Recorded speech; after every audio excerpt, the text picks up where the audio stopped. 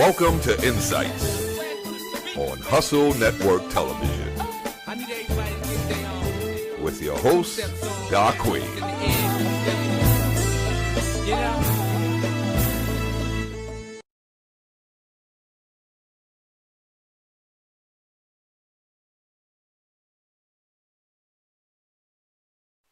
Welcome to Insights. I'm your host, DaQueen. We are here in White Plains on location at Heartsong, a non-for-profit organization that serves the disabled population of all ages, from childhood to adulthood. We're going to be interviewing Marian Anderson today, the Executive Director of Heartsong. They offer music therapy, art therapy, and soon to be offering dance therapy to this demographic. Welcome to Insights. I'm your host, DaQueen. Today we are on location in White Plains at Heartsong, a non-for-profit organization. I'm here with the Executive Director, Marian Anderson. She's going to tell us all about Heartsong and what they do for the disabled community. How you doing today? I'm doing very well, Thanks for having us. Okay. I want to start with you first. I wanted you to tell me your connection with Heartsong. Have you been working with the organization for a while? Did you come in as the Executive Director? I came to Heartsong in 2008, in March of 2008. Okay. I've been here since. The agency was founded in 1992 by a woman who had a child who had cerebral palsy. That child was in a residential treatment center and had been getting music therapy. When she brought that child home, she was looking for music therapy out in the community as a community-based service, and it was just nowhere to be found. So she founded this organization to provide music therapy in a group format for anyone with a special need, ages 4 to 17 at that time. Okay. And it doesn't really discriminate if it's a physical disability or a developmental disability. It's just a disability across the board. It's a disability across the board. We will assess whoever it is coming into the program and do our best to find the right grouping for them or provide individual sessions if needed. Okay, that was going to be my next question. So do you try to customize per individual? Do you set them up in age-based, age-appropriate and ability-appropriate groupings, or you really have it there with the age-appropriate and ability-appropriate grouping. So the therapists put a lot of time and effort into an assessment and intake process, reading an IEP, which is the educational plan through the school district, and trying to make that appropriate grouping for them. What else is also acceptable? Any psychological evaluation, social cycle evaluation? We'll read it all. Okay. And how long does that process usually take when you assess and evaluate the client coming in? A call can come this week, and we can actually set up an intake appointment by the following week.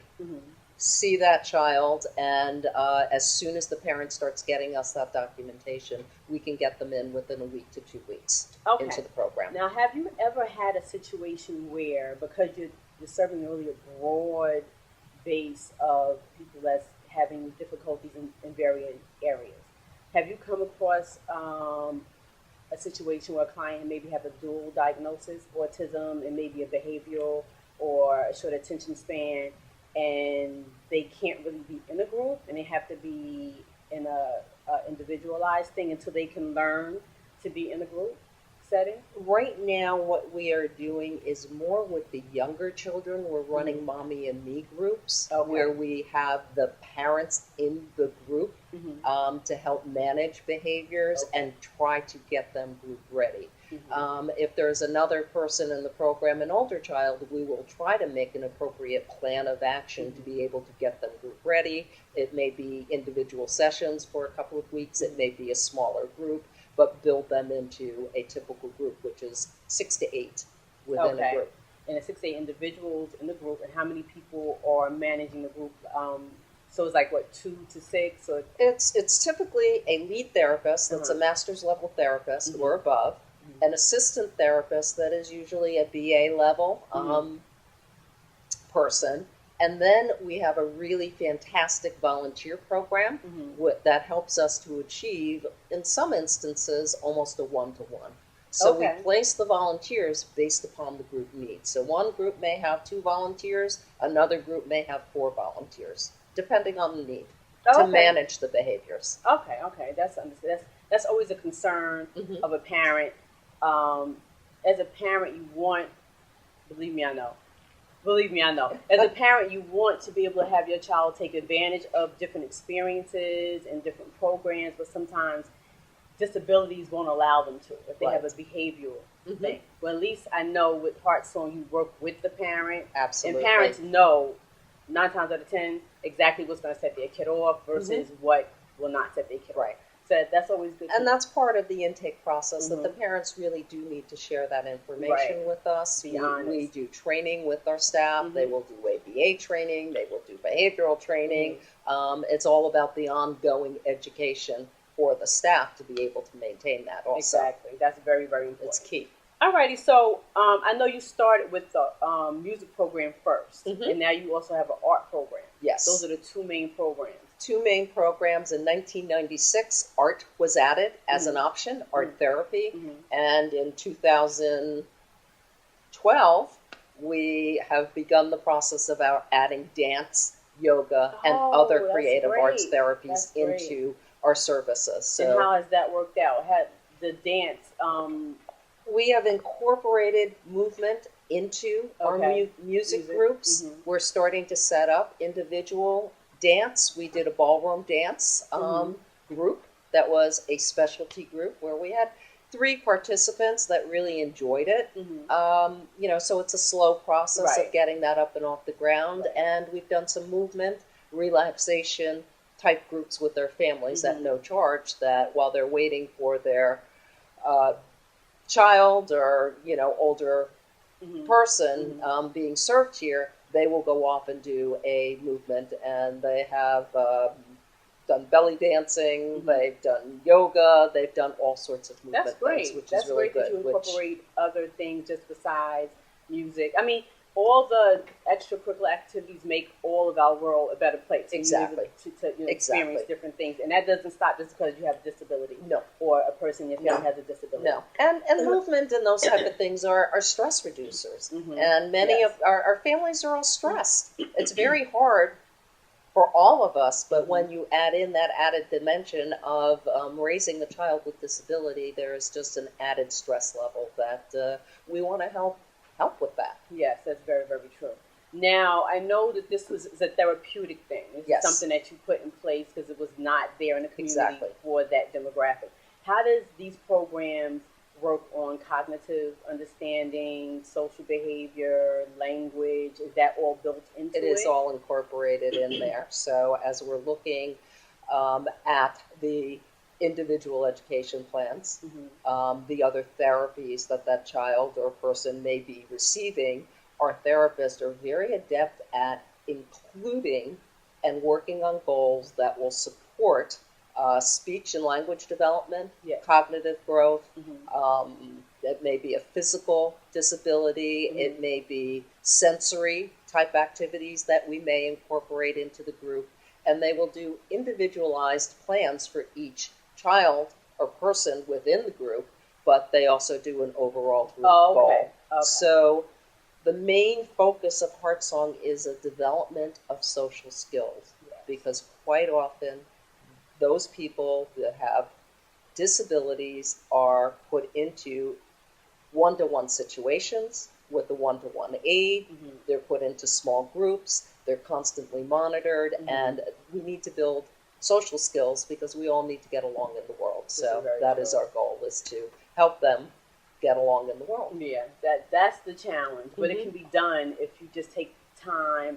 I find a lot of times that the situation that they're put in for whatever reason, if it's their diagnosis, if the way they're behaving, they don't have a lot of opportunities to learn from different situations that the typical child can take advantage of and just adapt to well. But I've come to know on my own that if you give them the opportunity, they'll take cues. You just have to give them the opportunity. A lot of times they don't have that opportunity. Exactly. And the creative arts actually gives them the opportunity and another avenue to be able to meet those needs, not the typical way of doing it, of workbook and rote learning. Right. This is a very creative and imaginative way for them to be able to build skills. So in a way, you're customizing it for Yes. them. So you kind of answered my question earlier just Yes. now. Yes. Because getting someone that has a disability to try to meet a standard here when they might be operating a little bit lower, if you come to that level where they are, and the level doesn't have to be here, it could be here. Exactly. You know what I'm saying? Exactly. But if you come to where they are and how they're dealing with things, and then you'll see that slowly they come out as long as you are on point and Exactly. you are attentive Exactly. and make sure we that, need to meet them at their level. Exactly. Whatever the level is. It doesn't Exactly. always mean here. It could be anywhere in between, but Exactly. the spectrum is so broad. Exactly. All right, so that's great. I love the fact that you cover a wide range. You don't discriminate. No. A lot of times parents will find that their kids get older, the services are minimized. Their kids age out and there's nothing there for them. So it's great that it's from right now, it's from 3 to 21 and you're trying to, 3 to 17. No, we have revised our mission as of September of 2013. We will take anyone birth to senior citizen. We're now doing music therapy with early stage Alzheimer's unit at a senior assisted living that we're serving 25 people there. That's great. And it is amazing to watch. So you send people out to that? We send people out into the community, to various agencies, to various schools, do summer programs. We also do our in-house programs. So it's a little bit of everything, but we're really working to serve anybody who has a special need. Okay, you heard that, right? Anybody. That's great. That's great. Yes. Okay, now let's talk about the cost. Yes. That you've shown that you service a wide range and you're not discriminated of age or even ability.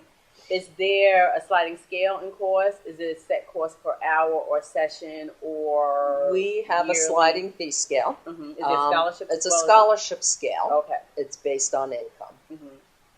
We work very hard to build a scholarship fund. We will give out those funds until that fund is expended. Right.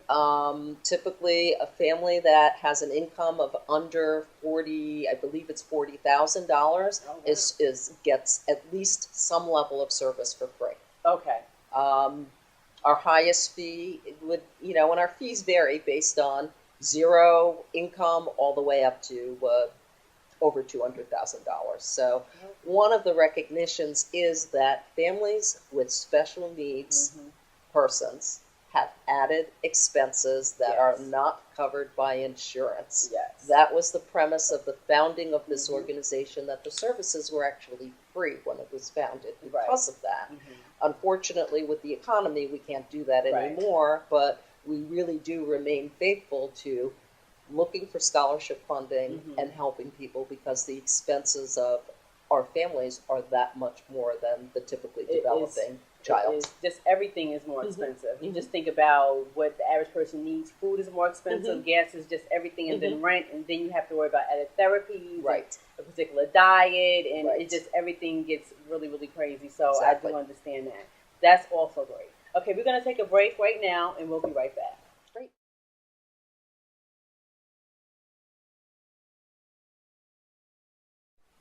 And we are back. We're here with Marian Anderson of Heartsong.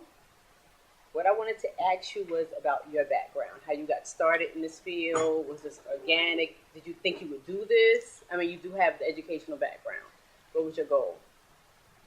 That's a big question. I know. Okay, so it's organic, and I think anybody who is out there working in the world, your life is a process of going through things. So I have a degree from Sarah Lawrence College in Bronxville in early childhood education. I've been in business.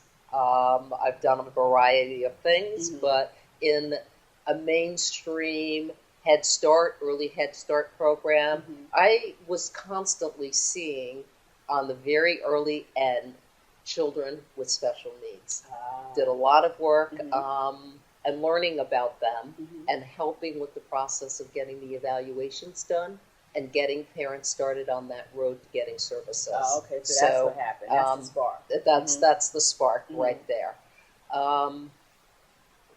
I've done a lot of other things, which helps me as an executive director. That I've run businesses. I have my own business. Right. That I understand a lot how of the business aspect of it I was works. wondering how, because you do have the education and you have the experience with early childhood, what made you actually connect to special needs part of it? Like, what made you really want to pursue that as opposed to just sticking to just typical developing mainstream children? A kid is a kid is a kid. It is so true. It is. Everybody's different. Everybody has their quirks. Everybody has their quirks. Everybody has their disability. It's just a kid is a kid is a kid. That's and true. I really enjoy working with kids, people, you answered my seniors, question. whatever. You have answered my question. Okay. So now I wanted to know if I can meet your leadership team. Can you tell me about maybe a couple of them? Okay. And so we're moving along. We have a clinical director who's just stepping into the shoes, and she was a art therapy supervisor here with us since I guess 2010, and she's stepping into the shoes of clinical director now. She is an art therapist. She has her licensure as a licensed creative arts therapist. She has her own business in New Jersey, but has great skill clinically working with children, adults, seniors. She's been organically out there in the world also with a bunch of skills that are going to help us build our organization. So Pamela Ullman. I was going to ask her name. I'm glad you told me. Is her name. We have a program administrator. Her name is Elise Braun. And Elise also is a parent of a child, 2 children, with special needs. So she understands the advocacy. Yes. She understands the programming needs. Very connected just because she's been there herself. So she brings that.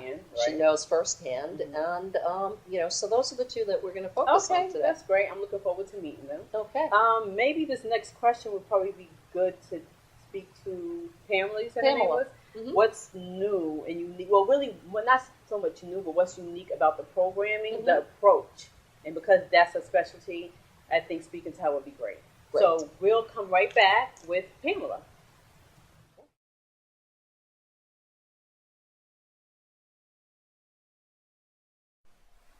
Welcome back to Insights. I have Pamela Ullman here with me, and she is the Director of Clinical Services here at Heartsong.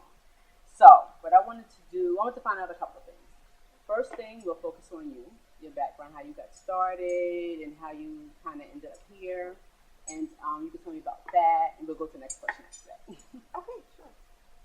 Well, originally I was a fine arts major, and I decided to go into art therapy because I had really a great interest of helping others, but at the same time wanted to keep my creative self involved in that process. And when I found out, wow, there is actually something called art therapy, it was just like an amazing insight for me. Most of us who are in art therapy do start out, as some type of creative artist, or in the case of music therapy, musician, dancer. So all of us have that innate, passion with the arts. And so it's really combining that passion for the arts with really the passion of helping others. So it's that combination. And what led you to work with special needs kids? Or is it that I'm not too sure about the background? Is arts therapy specifically only for developmental individuals, or can be for maybe someone that was in a brain injury type situation? Right. I mean, the creative arts therapies are really under the umbrella of mental health services, behavioral health services. And really, these services are used in an array of different settings. So, for example, I used to work in a children's hospital. There's clinicians that work in the communities, in mental health clinics, work with traumatic brain injuries. So, to answer your question, yes, it really spans beyond populations with disabilities, but to anybody who really wants to really explore ways of expression that go beyond just speaking and talking. So it's really for all. And the special needs kids is the way you want it to go, versus someone with, it's kind of a, I don't want to say it's it's a mixture of things. When you're left disabled, you're kind of almost similar. Would you agree, or is it completely different in your experience? I mean, I think I was just drawn to opportunities that led me to really find ways of working with people with disabilities. And what we like to emphasize is to bring out their abilities versus their disabilities. And so what's so wonderful about the arts is that, and you don't really need artistic ability or musical ability to enjoy and get the healing aspects of the arts. And what we find, and what I've been learning through working with populations with disabilities, is that, on any level, it is a healing process. And no matter what their level of functioning, they can get something out of it. So that's why I was drawn to that. And it is a little bit different way of working than with what we would call typical children or typical individuals. They really absorb the arts on more of a sensory level, I would say. So a little different. Yeah, a little different. That's okay. Everybody has their thing. We're all unique the way we're wired and made up. Sure. Well, share with me what a day is like with you, a normal, typical day with the programming. The program, yeah. Well, we have a core program, which is run on Saturdays. Okay. And typically, a child that is scheduled to come in for both modalities. Right now, we have art therapy and music therapy. We're looking to also actually add dance therapy. Right. But at the moment, what we would do is try to schedule that child in for consecutive sessions. So, for example, they may come in at 9 o'clock for their art therapy, and then they would be in session for 45 minutes. They would have a 15-minute. But they would have a 15-minute break, and within that 15 minutes, two things happen. The child gets a chance to sort of process, take a break. The therapist, on the other hand, get a chance to regroup and sort of process what happened in the group. Parents are asked to stay on site. So during those 15 minutes, it's pretty important. They touch base with their parents. They may need a bathroom break or just a little breather. And then they would go on to their next session for 45 minutes. If they had art first, they might have music or vice versa. So that's the typical schedule. I guess in terms of what happens in the session, depending on the group itself, because we do create groups based on age and functioning level, there may be a particular theme for the day or project for the day, but each group will experience it a little bit differently. Right, because they're functioning different. Absolutely. How do you guys figure on or set for 45 minutes? Does that just work? Is the hour just way too much? 30 minutes not enough? Yeah, we definitely find that anything more than 45 minutes, the children the behavior starts to get. The attention span, we start to kind of lose them. And to be quite honest with you, even up to 30 minutes is really where I would say the core of the therapy takes place. And then that last 15 minutes is what we call processing time. Okay. So in a typical art therapy session, you may have those last 15 minutes where all the children are sharing their work, or they're coming together in some sort of circle time. And then in the music therapy, they may be sort of ending their musical repertoire and singing a goodbye song. So it's structured in a way where the children kind of know what's coming next. Okay, and that seems to be the ideal time. Great. Thank you so much. Sure. Appreciate your time. Okay, nice thank you for having me. Thank you. Thank you.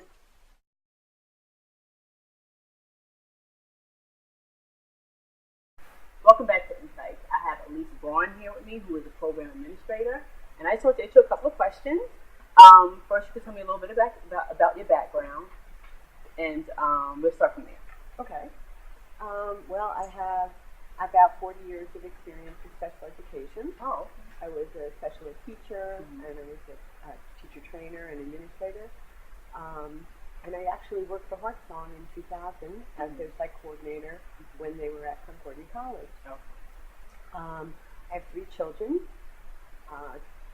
that had disabilities when they were younger, and that's how we knew about Heartsong, is they attended the program. Oh, okay. They benefited from the program. Okay. And I mean, that's why I'm so happy to be back here now, because I've only come back at the beginning of May.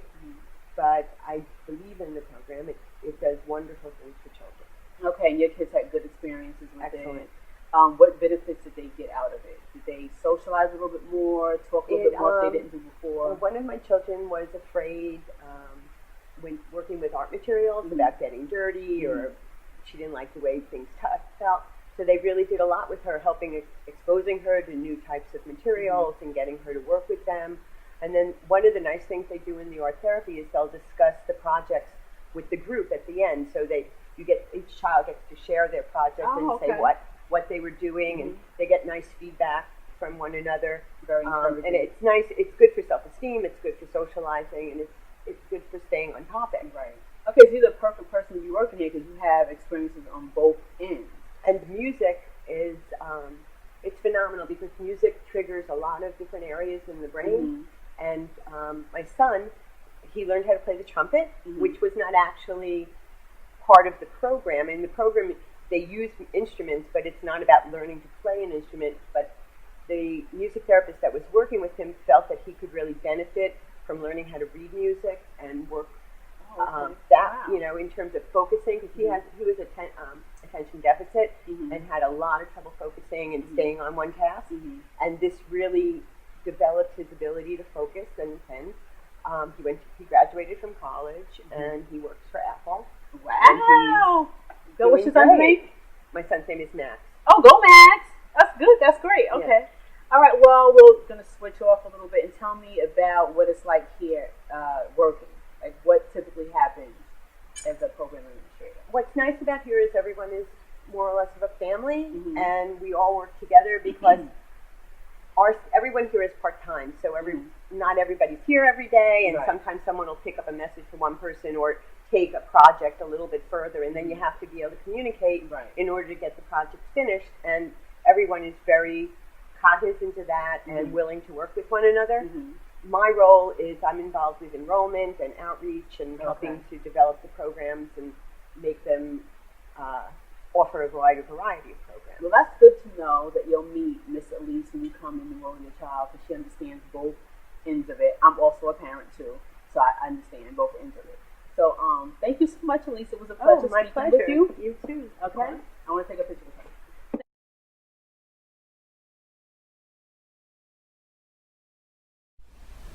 Okay, we're back. We had Heartsong still. I'm speaking to Marian. I met your team, 2 people from your leadership team. They do great work. I enjoy speaking to them. I just have a couple more questions. We're just going to round it up. And I wanted to know, can you think of a situation or experience that you had here at Heartsong where one of your clients has grown in a particular aspect? Maybe they got better with their behavior, they were more aware with their cognitive skills, or maybe said a word they've never said before. I think the best story is the story that actually made me take the job. Is I was interviewed by a board member who was a parent, and her daughter is in Heartsong. Daughter is now 19, I believe. She started coming to the program when she was 5 or 6. When she came to the program, she did not speak at all. She was autism, and week after week, she brought her daughter to this program. Months went by. After a period of time, in the backseat of the car, as she's driving home, her little girl started singing. Wow, the words singing, not humming, right? Wow, I know her mother was going crazy. And at the age of 19, she is still so excited. Saturday morning, she gets up and she says, "Go to Heartsong, Heartsong, Heartsong." So it's a powerful story about the power of creative arts therapies and how it can be the key. And that makes it all worth it, right? It makes get it all a couple of success stories like that. Exactly. Doing one thing that your child couldn't do before, if they can do now, is like the world to the parents. Exactly. And you just can't imagine not having it, or if you lost the ability and getting it back. If with someone who's autistic, there's very ways things happen. Sometimes they have the speech and they lose it. Sometimes they never gain it back. So I know that was a big lesson for her. Okay, well, we spoke a lot about the different type of programs you have and the growth of Heartsong. Are you thinking about adding anything else besides the art, music, and dance? We're looking at expressive or creative arts therapies as a general group of therapies. So yoga, drama, various types of creative expressions. Okay. The other piece we are working on is working on an after-school program for younger adolescents, 12 and up, because there is not very much after-school programming for them that would be inclusive of creative arts therapies. That's definitely a big gap. As they get older, programs start to shrink and they age out. Okay, that's great. So that's pretty much everything. But does Heartsong hold any big events during the year that involve your clients or just fundraising? We do fundraising events. So each spring we hold a gala. The last 2 years it has been at the Ritz-Carlton. And we've raised this past May $20,000 towards our scholarship fund, specifically targeted for the scholarship fund. We will be hosting a lot of smaller events. We're planning on doing a Zumba party. That would be fun, that the kids can come to. Right. We're going to be doing an end of summer party with the clients and their families. That would just be called an expressing ourselves party, Nice just to celebrate the end of the year. So That's great. a variety of things. Well, that's great. I really enjoyed my interview with you today. Thank you so much for having us come in and meeting your staff and your leadership team and everything like that. That's going to be a wrap for us. Thanks so much for staying tuned. Thank you again, Ms. Anderson, for having us. And we'll see you again soon. Yes. Yes. Yes. Yes. Back to the speakers, baby. I need everybody to get their two steps on, toast in the air. You know? Yes. Yes. Yes. Yes. Back to the speakers, baby. I need everybody to get their two steps on.